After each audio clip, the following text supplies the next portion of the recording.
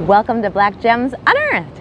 It's me, Jazz, studying Black history of Massachusetts and sharing what I learned with you all on my channel. And as you can see, I'm wearing a helmet because we are going on a bike ride. I'm going to take you to Cambridge, Boston, and Waltham in order to share with you the story of the courageous biracial cyclist named Kittie Knox. She dared to bike where she was not welcome due to her race, and she did so wearing outfits that put people in their feelings about what a proper lady should wear on a bicycle. And on top of that, she was a century cyclist, riding in 100-mile group rides. So I'm going to hop on my bike, which is over there, and I'm going to take you to the cities and share her story with you. So let's roll. In 2019, the city of Cambridge dedicated this bike path to Kittie Knox to celebrate her legacy as a cyclist. It's easy to miss it though because it's sandwiched between two pretty busy streets. So sandwiched between Binney and then down on the other end on Broadway Street. But enough of me talking, let me actually just get on my bike and show you the path.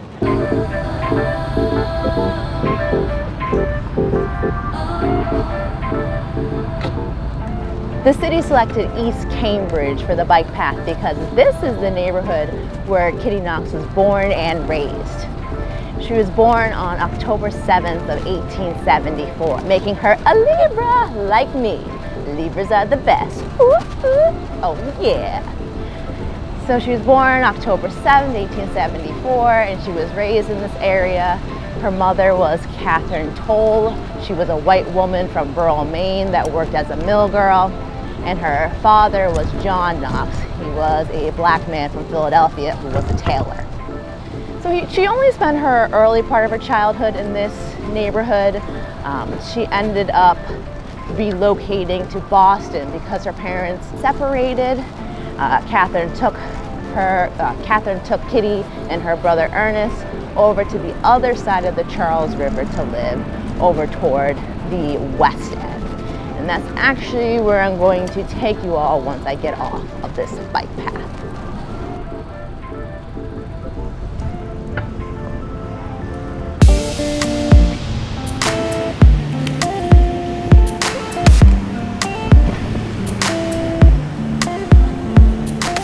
I love riding over this Longfellow Bridge. It's so scenic.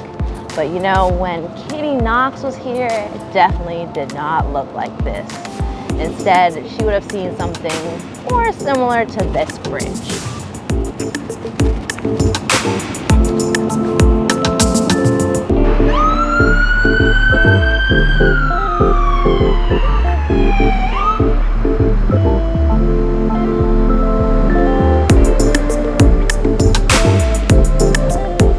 I'm on Cambridge Street in Boston, and according to the amazing book Boston Cycling Craze 1880 to 1900 by Finison, this Starbucks coffee is about approximately the location where Kittie lived in Boston. I have to mention though, it's about 7 a.m. and I'm finding it super entertaining that on Cambridge Street there's a Starbucks and there's a Dunkin' Donuts, and the Dunkin' Donuts was filled because, you know, it's Boston. We run on the Dunkin' here, not so much the Starbucks.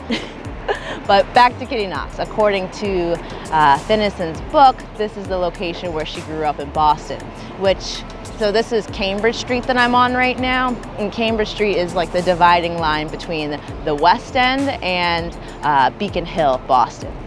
So if I turn over this way in the direction where I have placed my bike, if we look up the north slope of Beacon Hill, there would have been many African-American families, as you probably know, because Beacon Hill was an area with a lot of abolitionists, black families, and white too.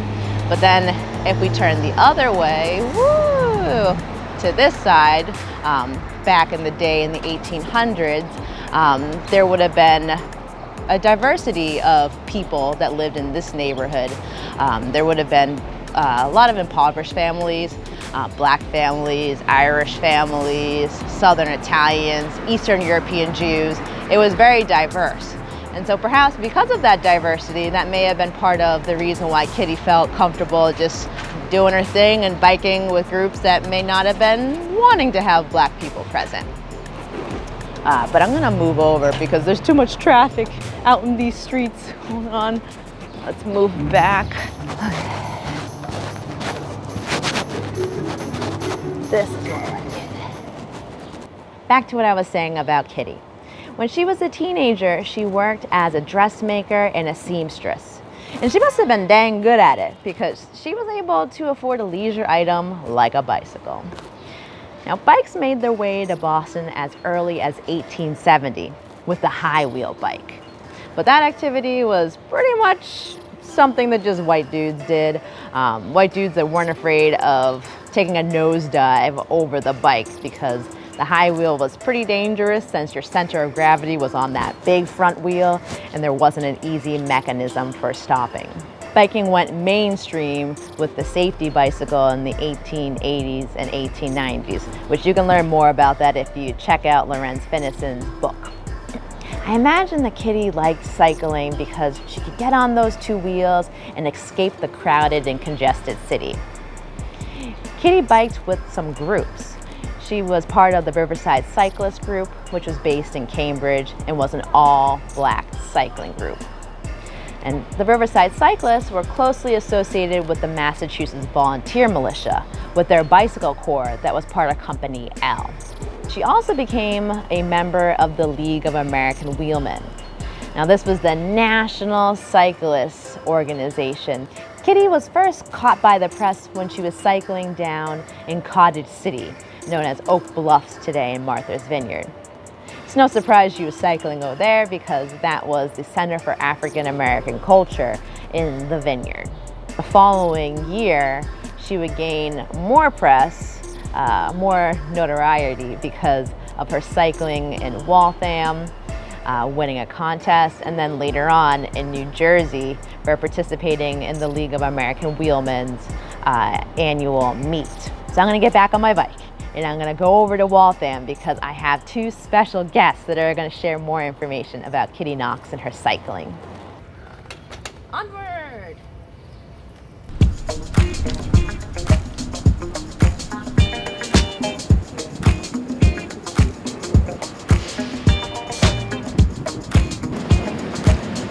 Stop in the name of love.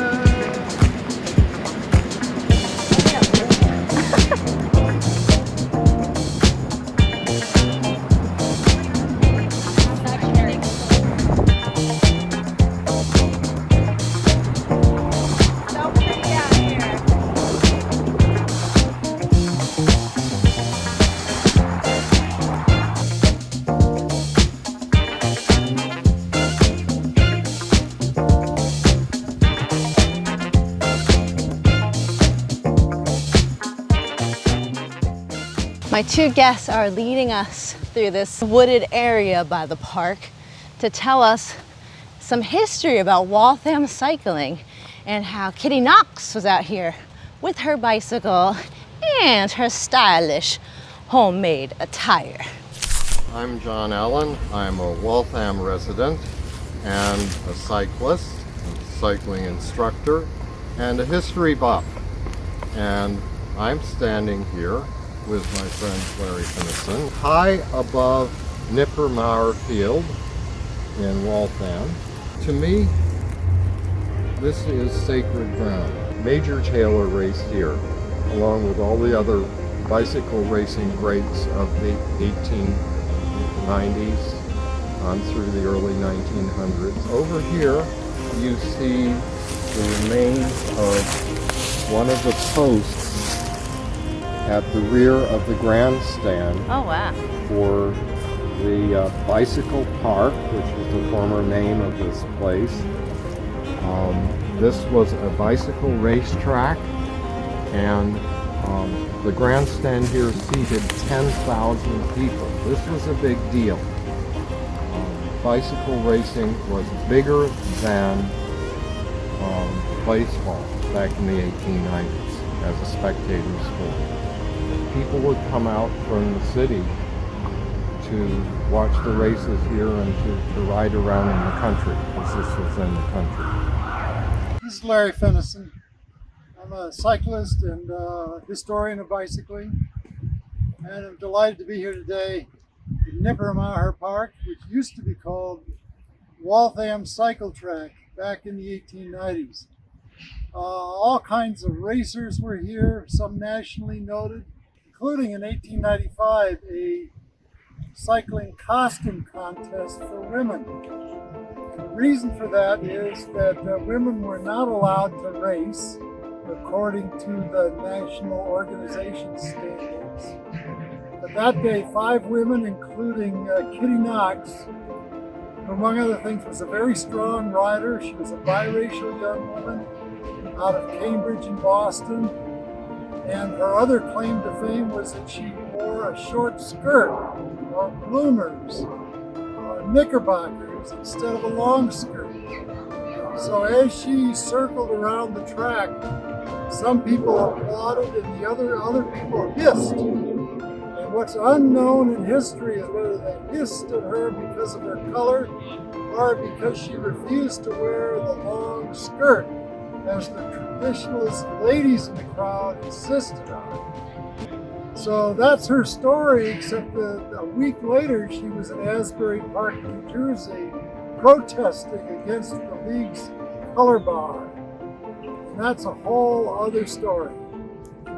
Thank you so much to John and Larry for joining me here in the park. So interesting to hear that she won, even though her outfit was not up to the preferences of the traditionalists. Picking up where Larry left off, the League of American Wheelmen held their national meet down in Asbury Park, New Jersey. And people from all around the country flocked there to join their fellow cyclists for a fun meet and racing and group touring rides. It was going to be a fun event for all. Except when Kittie Knox arrived at the event and presented her league membership card, she was denied. She was denied entry due to her race. The League of American Wheelmen established a color ban in 1894, and due to that, she was denied her due registration information. The color bar had been pushed forward primarily by the Southern chapters that were adamant that black and white people should not mingle riding bicycles. And it was Colonel W.W. Watts from, I believe it was from Kentucky, who was one of the key national advocates that pushed that ban forward. When Kittie was denied her entry, she went to the front of the clubhouse, took her bicycle, and proceeded to do some fancy cuts out front until she was told she had to desist. If that's not a form of protest, I don't know what is. The Boston team had her back though. George A. Perkins, who was a Boston lawyer, was a member of the Boston chapter, and he also was on the executive committee for the League of American Wheelmen. So he told the leadership team, this is not a local chapter event, this is the National League. We cannot deny Miss Knox her entry. The news had a field day with the drama over Kittie Knox. The headline said things like, color line drawn, and Miss Knox could not get her badge at Asbury Park, and so on and so forth. But down south, ooh, the headlines were saucy. The Southern Cycler was outraged about Kittie Knox trying to get into the meet. They called her the murky goddess of Beanville. Oh, rude. And then they proceeded to call her, they called her a saddle-colored damsel, and in men's bloomers nonetheless. They didn't like her because of her race, nor because of the clothing she wore that was not feminine. But I do have to say, the Murky Goddess of Beanville does sound like an excellent name for a boxer.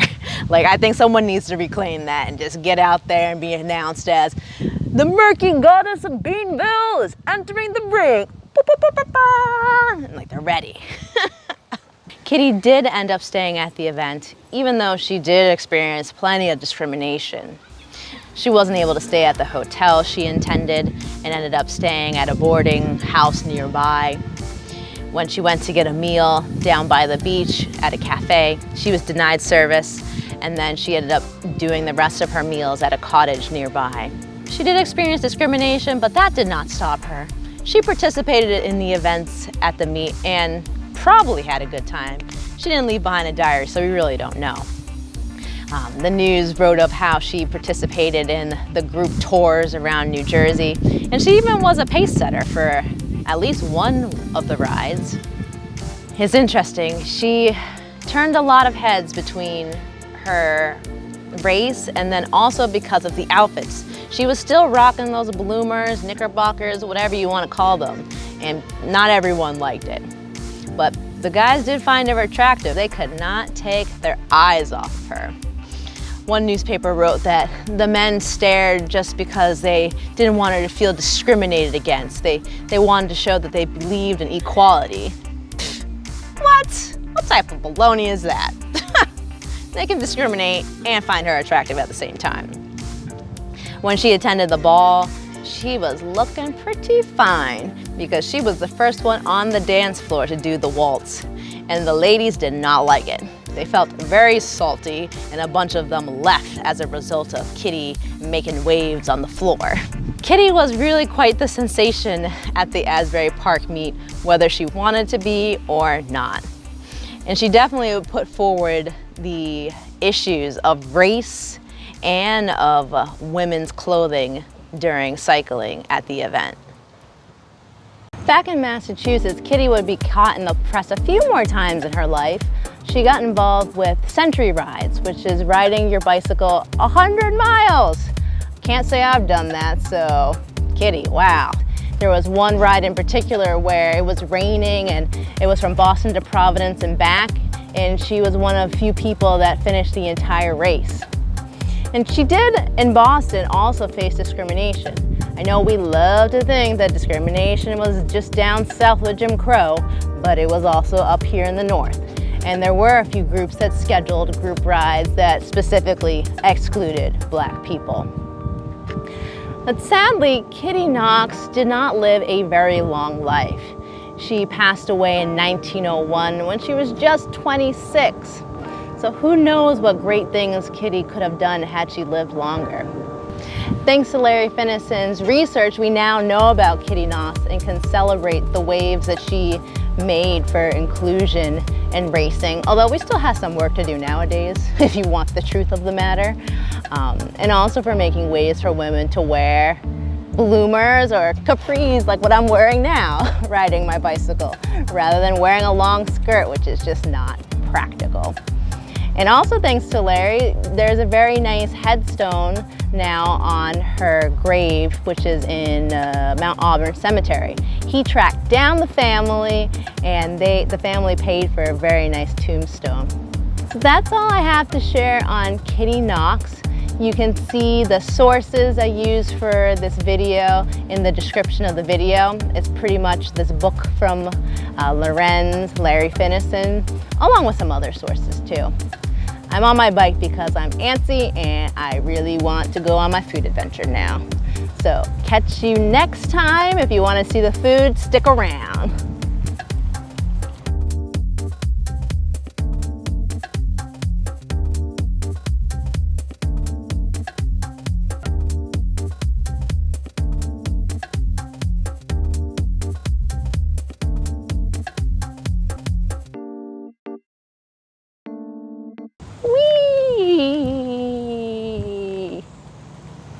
Okay, I've biked over to Moody Street in Waltham because there are so many good restaurants on this street. If you don't know about it, you gotta come down here. But I'm actually not even gonna go to Moody Street because there is a restaurant that's down on Crescent that is amazing. It is this African restaurant called Karibu, and they serve like East African food. I think I accidentally just ordered a feast, but I ain't mad about it. They just brought out so much delicious food.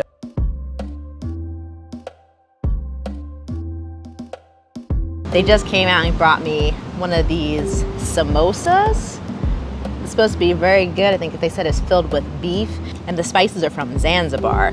So it's supposed to be really good. They said like they legit sell 10,000 of these per week, and they're made by hand. Okay. I see. Unique flavors. I can't even put my finger on how to describe it. Like a nutmeg type of situation? Or like in that family of spices, not actually nutmeg. You can see inside. All right, y'all, I'm out. I gotta eat this food. Bye.